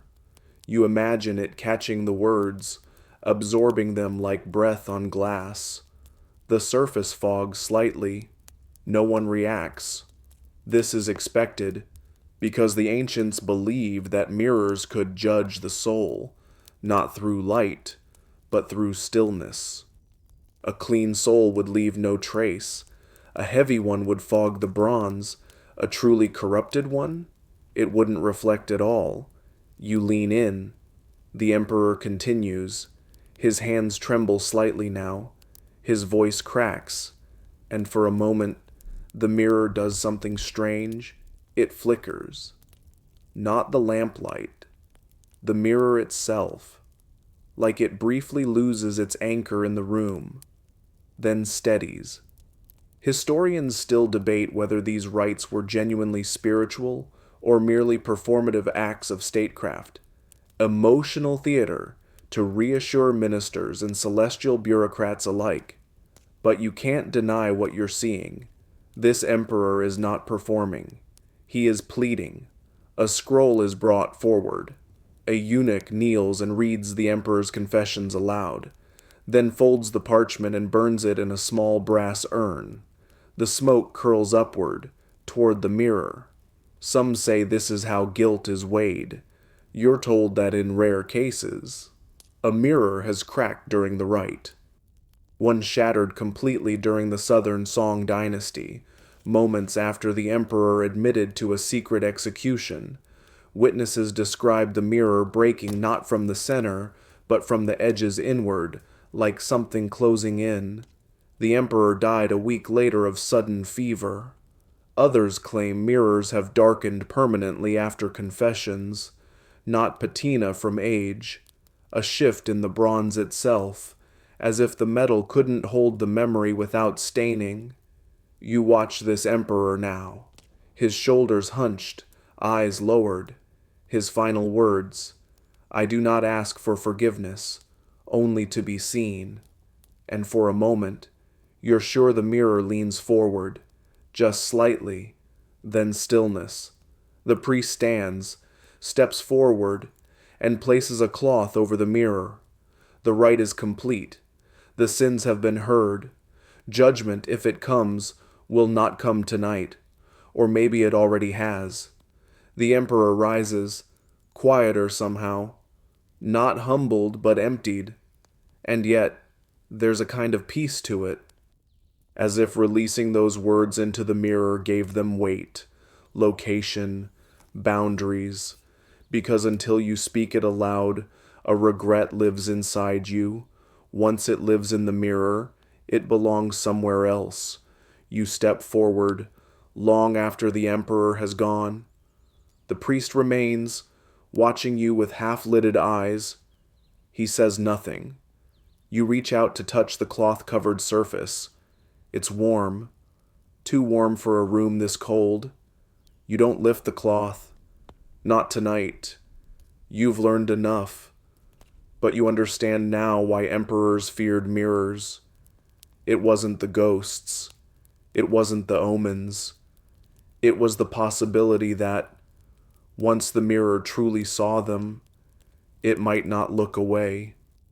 You step out into a side corridor that's narrow and barely lit, where the wind moves in strange patterns and the scent of candle wax hangs thick in the air. A rusted hinge creaks faintly somewhere behind you, but no one's there. Not that it matters. Because tonight, someone is watching. And they're doing it through a mirror. You slip into a storage room used for ritual instruments and discarded scrolls. It's not on any official map. A dead zone. But you've heard whispers. There's a secret behind one of the walls. And now, you find it. A false panel, carved to look like part of a storage shelf. You press lightly. Once. Twice. It shifts inward, revealing a peephole. And beyond it, the Emperor's private chamber. But not just any peephole. A mirror. Set into the wall in such a way that from this side, it reflects the chamber clearly, like a window. But from his side, it appears to be just another ordinary bronze mirror, decorative, heavy, static. You've just found one of the most dangerous objects in the palace, a fake mirror. Its existence is denied, of course, but every dynasty has rumors, mirrors that don't just reflect, but reveal, used not to scare emperors, but to watch them. From the outside. A two-way deception. You're told the mirror was installed decades ago, when the emperor's father reigned. The story goes that he'd grown paranoid, suspecting treason from his sons, poison from his concubines, rebellion from his guards. So he allowed a hidden chamber to be built, just outside his bedchamber. Then he did the unthinkable. He gave permission to be spied on. Only trusted eunuchs were allowed in the watchroom. They took shifts, wrote notes, documented every twitch of the emperor's mouth, every sleepless turn, every muttered dream, not because he feared discovery, but because he believed his reflection might lie to him, and someone else needed to witness the truth. Let that sink in. The emperor could no longer trust what the mirror showed him, so he had someone else confirm it. Historians still argue whether this particular chamber ever truly existed. No official record mentions it, but you're here, and it's real. You sit silently before the mirror now, watching.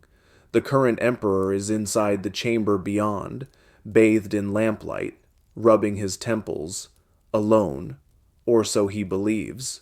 You see him pace. You see him pause before his reflection, your side of the mirror. He adjusts his robe, studies his posture, tilts his head, testing his face for signs of strength. He smiles, then drops it. The fake mirror doesn't blink, doesn't shimmer, but it records all, and so do you. Then he says something, soft, but audible. Who will betray me first? No one answers. Of course. But his reflection doesn't comfort him. He turns away, and you see, for the first time, Something you weren't expecting. Another peephole. Behind him. You squint. Yes, on the far side of the chamber, above a decorative screen, another mirror, another watcher, someone else spying on him, just as you're spying now. You feel cold suddenly, not because of what you're seeing, but because of what it means. This emperor thinks he's alone. He's not. He thinks the mirror shows him what's real. It doesn't. He thinks he's the only one afraid. He isn't. There's a tale from the Qing court of an assassin who nearly killed the emperor, not with a blade, but with a mirror. He posed as a craftsman, installed a bronze wall piece with a tiny viewing lens cut into the base.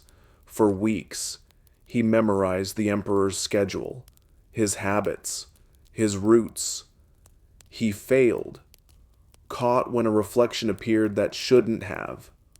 But the mirror remained, and no one could quite bring themselves to remove it.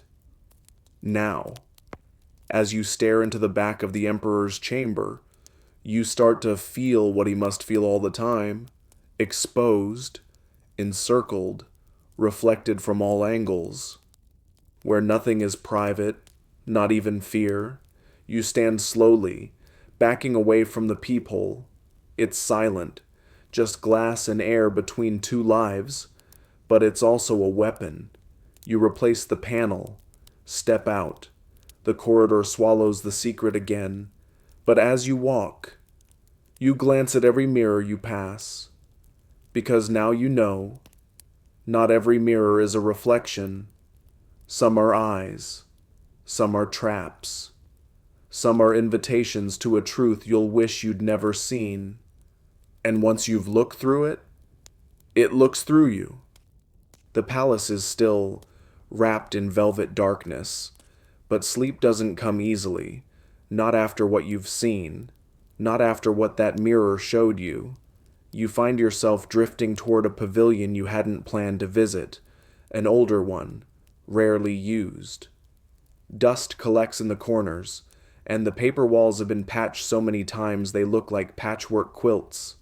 It's quiet, but not peaceful, because this is where the mirror lied. They say it happened late in the reign of Emperor Renzong of Song, a ruler known for his deep introspection and bouts of melancholy.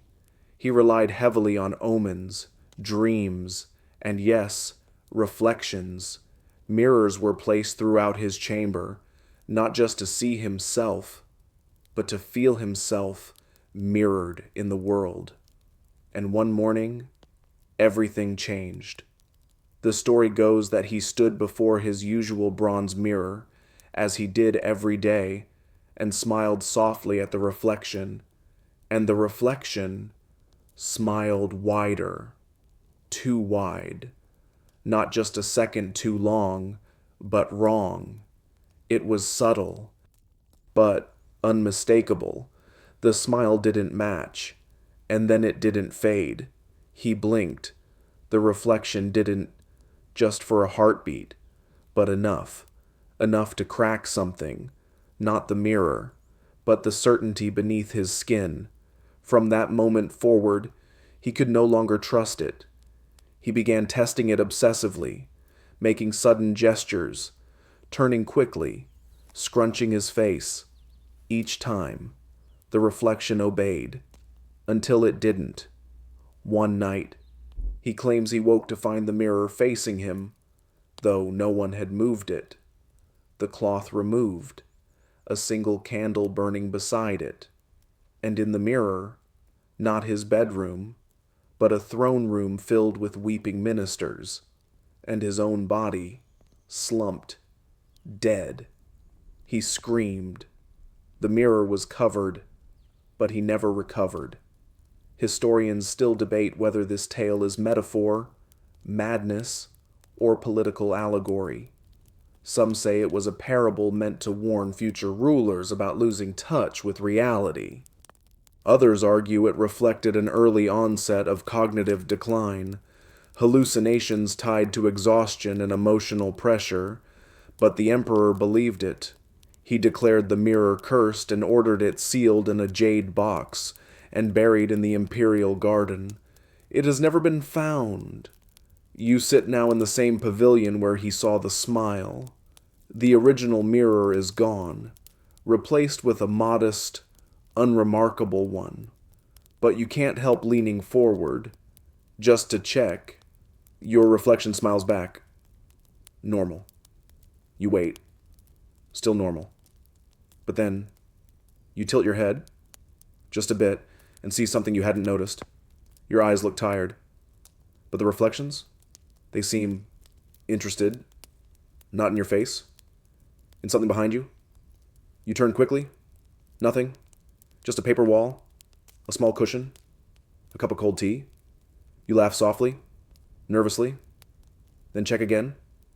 Now your reflection looks fine. Too fine. Your face, composed, relaxed, almost smug. You don't feel that way. Which means you're not seeing yourself. Not quite.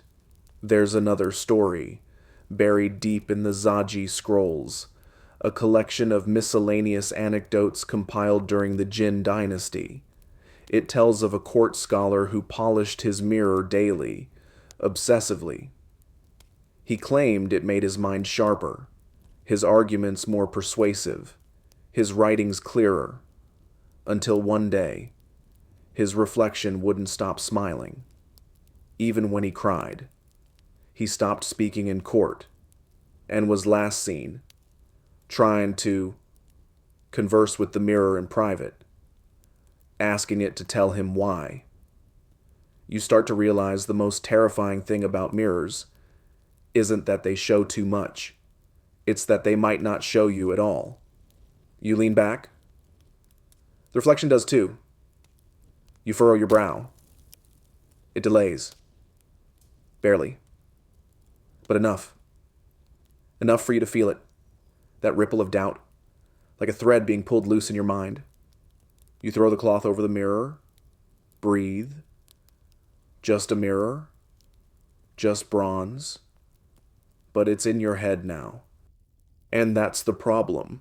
Because once you question the reflection, every mirror becomes suspicious. Every flash of light, every shine in a puddle, every silver plate, you start avoiding them, like some emperors did. One historical account describes an emperor who ordered all mirrors removed from the palace, replaced with hand-drawn portraits instead. A painting lies with intent, he said, but at least I know it lies. And the mirror? The mirror lies too, but with you, using your face, your smile, your twitch, your fears. You get up and leave the pavilion, fast, and as you do, you swear, just before you slide the door shut, you see the mirror tilt, just a fraction, like it's watching you leave and waiting for you to come back. You're walking faster now, through stone halls, under painted beams, past gardens where even the moonlight feels like it's watching. Every time your eye catches a reflection on a vase, in a window pane, you glance too quickly, then look away, because now you know. Once you start doubting your own reflection, you can never fully trust it again. And then you see him, not an emperor, not a courtier, a monk, hunched, barefoot, robed in threadbare gray. He walks slowly through the outer corridor, past an open door that leads nowhere in particular, and settles beneath a cypress tree that has outlived 3 dynasties. You follow, carefully, because this man is known. He's the monk who won't look in mirrors. He's not just a legend. He's real, and older than his bones suggest. You sit across from him, and at first, he doesn't speak. He just pours tea. 2 cups, one for you, one for the space beside him. You wait. Then ask the question everyone wants to ask. Why won't you look into mirrors? He doesn't look at you, but he smiles. They steal, he says. His voice is dry, dusty, like an unused doorway. You ask, steal what? He shrugs. It's never the same twice. You press, is it spirits? The soul? He shakes his head. Destiny. You blink. He continues. A mirror gives you a path, a version of who you think you are. But once you believe it, it becomes difficult to choose another one. You sip the tea. It's cold, bitter, grounding. He tells you a story. Long ago, he says, when he was young, before the robe, before the vows, he served in the imperial court as a scribe, trusted, quiet, observant. One day, he was asked to deliver a polished mirror to a high-ranking princess. It was foreign, glass, silver-backed, framed in ivory. He admired it, held it up to his face, and what he saw wasn't wrong. It was too right, too confident, too clever, too complete. A version of himself that smiled too easily, that seemed to say, you deserve more. And the worst part? He believed it. He began walking taller, speaking louder, writing more boldly, and within months, he was implicated in a failed faction coup, because his reflection had convinced him he could lead. He escaped execution by taking vows, shaved his head, burned his scrolls, left everything behind, but not the image. That face still visits me, he says. Sometimes in water, manarsa dodge in water, sometimes in dreams. It tells me what I would have become. You sit in silence, because part of you understands. Not every reflection is evil. Some are just possible, and possibility, in the wrong moment, is poison. The monk pours more tea. You don't remember finishing your cup, he says softly. That's why emperors feared mirrors, not because they lied, but because they told truths the emperor wasn't ready for. Then he looks at you for the first time and adds, you're not ready either. You want to ask what he means, but you don't, because deep down, you already know. You think of all the emperors who went mad, not from ghosts, but from versions of themselves, youthful, powerful, weak, cruel, beloved, betrayed, all shown in mirrors, all convincing, all fatal. You ask the monk if he owns a mirror now. He laughs. Why would I carry my executioner? Then he adds, I face the world, not myself. And you realize that's the answer. Most people seek mirrors to find out who they are. But once you've lived long enough, seen enough, failed enough, you stop needing that answer. Because the real question isn't who you are, it's who you believe. You leave the monk beneath the cypress, his tea cooling slowly beside him. You walk away through the courtyard, past stone dragons asleep under ivy, past closed windows, past your own ghost in the glass. You don't look. You don't need to. Because tonight, you've learned that not all reflections are meant to be seen. Some are meant to be resisted, some are traps, and some are the only thing standing between you and the version of you that would burn the palace down. It's nearly dawn. The first light of morning creeps through the palace eaves, painting the world in soft gold and hush. The wind is still, the courtyards are empty, and the mirrors, those ancient witnesses, sleep behind curtains and screens. Except one. There's one mirror left, the one that was never removed.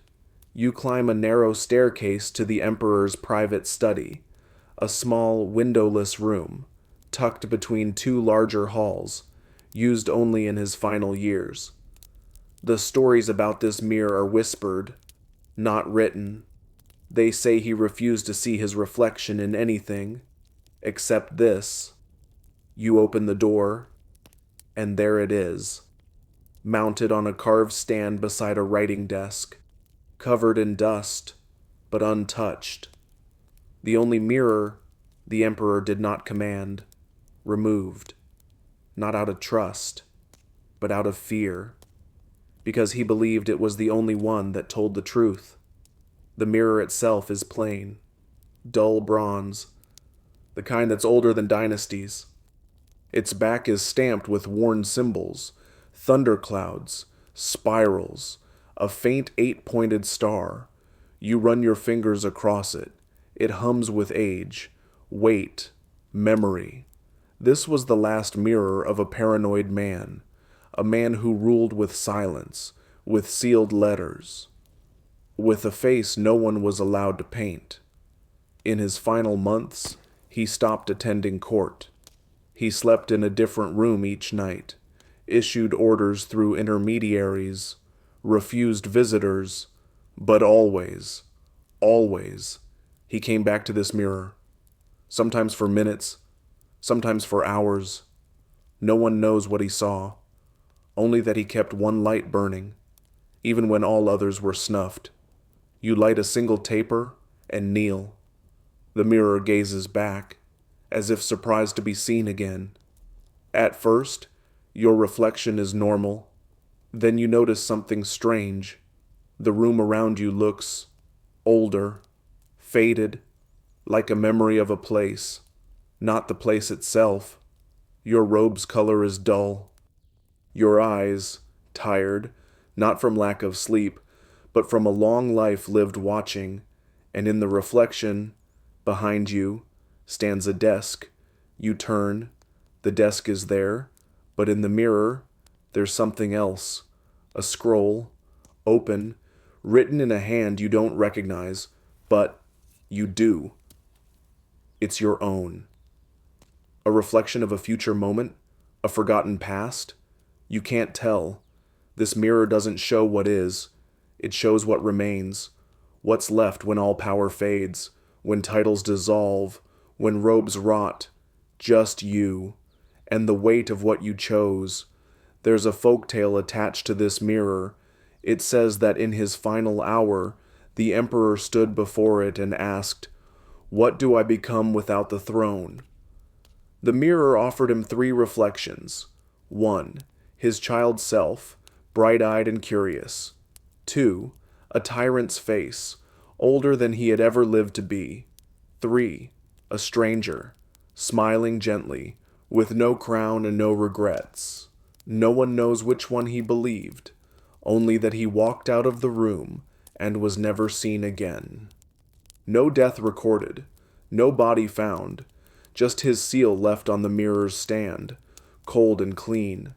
You stare at your own reflection now, and for a moment, all 3 faces appear, not one after the other, at once. Your child self, your feared self, your possible self, layered like light on water. You blink, they vanish, just you again, still breathing, still choosing. You reach forward, touch the surface. It's not cold, it's warm, like it remembers, like it forgives. You don't say anything. The mirror doesn't need words. It never did. Because this isn't about visions or ghosts or omens. It's about honesty. The kind that cannot be carved, painted, or buried. Only reflected. You cover the mirror, stand, walk out. Leave the room the way the emperor did, alone, unafraid, because now you understand what he must have realized at the end. The most dangerous mirror isn't the one that lies. It's the one that waits for you to tell the truth. The sun is rising now, not violently, not dramatically, just softly, slowly, like a curtain being drawn back. The palace is beginning to stir, light footsteps in distant halls, the faint rustle of bamboo brooms, the breath of day stretching across tiled roofs. But you? You walk alone. back toward the Hall of Ancestors. The last mirror waits there. This isn't one of bronze or glass. It's stone, set in the back wall of a ceremonial chamber, surrounded by dragon carvings and stylized flames. They call it the Last Reflection, and it's said to be polished obsidian, volcanic glass so dark it drinks in the light. No emperor ever faced it in life, only in death. Tradition holds that, during the imperial funeral rite, the emperor's body would be brought before this obsidian slab one final time, not for viewing, for judgment. The belief that the dead emperor's soul, split from the body, would linger long enough to see its own shadow in the stone, and decide whether it had ruled justly. A servant stands by the door as you approach, not to block you, but to acknowledge your presence with a slow bow. He knows why you're here. He knows what you've seen. He pushes the heavy doors open, and you step inside. The chamber is cold, not from weather, but from centuries of breath held too long.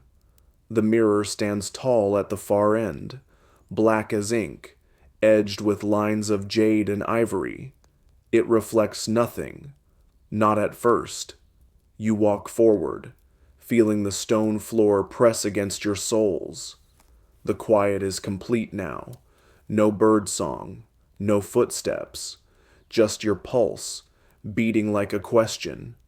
And then you stand before it.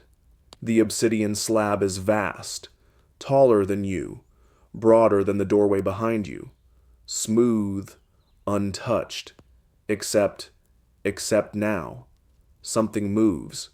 It starts as a shimmer, a hint of outline, not like glass. This isn't a mirror of sharp details. It reflects your presence, not your form. You see your posture. You see your weight. You see the way your hesitation clings to the outline of your shape, and then, slowly, gently, you begin to see more. Memories flicker across its surface, not scenes, choices. You see a hand raised when it could have been lowered, a path taken that left someone behind, a silence kept when you could have spoken. These aren't punishments. They're simply reflections, neutral, unflinching. You're not being judged by a god. You're being remembered by yourself. That's why emperors were brought here at the end, not to face spirits, but to face their own consequence. Because this mirror does not lie, it does not flatter, it does not curse, it reminds. You feel tears gather, unexpected, uninvited, but not unwelcome. You don't know if they're for you, or for every ruler who ever stood here, believing they were alone. None of them were. The mirror remembers them all. You reach out, not to touch, but to acknowledge, to say, I see you, too. And for the briefest moment, no longer, you glimpse one final reflection, a face like yours, but peaceful, older, wiser, free, and then it fades. Just obsidian again, just stone. You bow once, as tradition demands, then turn and walk out of the hall. You leave the mirrors behind, the silver ones, the bronze ones, the cracked ones, the haunted ones. You've looked into all of them, and none of them have broken you, because now you understand the deepest fear of all. Not that the mirror lies, not that the mirror shows something terrible, but that the mirror might finally show you something true, and you might believe it. You leave the palace in silence as dawn spills across the rooftops and the first whispers of day begin again. Somewhere behind you, mirrors sleep in their wooden cases. Curtains are drawn over bronze faces. Reflections drift back into memory. Your steps slow. The air's cooler now, softer, carried on a breeze that smells faintly of jasmine and old scrolls. the kind of scent that only appears when the world is too tired to pretend. You let your breath fall into rhythm with the bird song, noticing things you didn't before, the rustle of silk in empty halls, the quiet hum of a world turning forward, the sense that what's been seen, what's been reflected, doesn't need to be feared, not anymore, because mirrors don't demand, they don't command, they don't even speak, they simply wait, and when you're ready, they show you what they always have, not who you were, not who you wished to be, but who you are when no one's watching but yourself. So tonight, when you rest your head, don't worry about what tomorrow's mirror might reveal. Let it come, let it shimmer, let it remember for you, and if your reflection smiles back, just softly enough, you'll know it's time to forgive, to rest, to be whole. Sweet dreams. End of script. Sweet dreams.